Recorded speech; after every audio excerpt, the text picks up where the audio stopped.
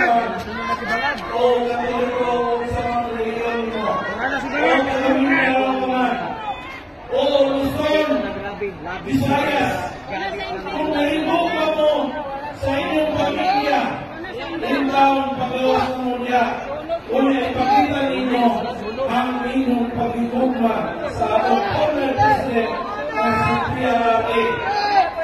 Mabuhay si Tatay Digong! Mabuhay si Tatay Digong! Mabuhay si Inday Sara Duterte! Mabuhay ang mga Duterte!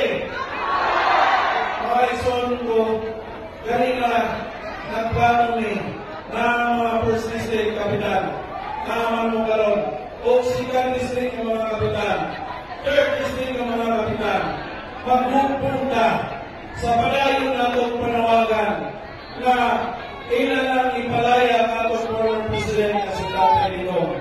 Ewa man sila, asa na ipakita nila ang warrant of arrest, wala sila ipakita, illegal detention na ang ibuhat nila kay Tatay Digong.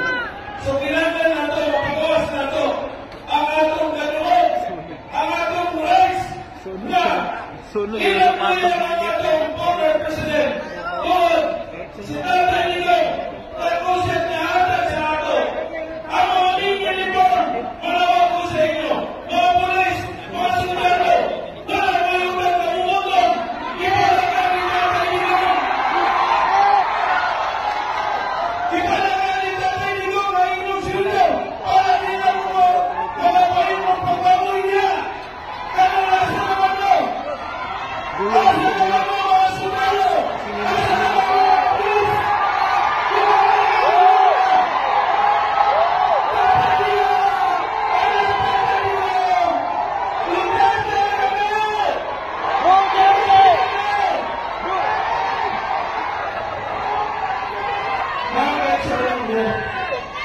labi na yun sa barn.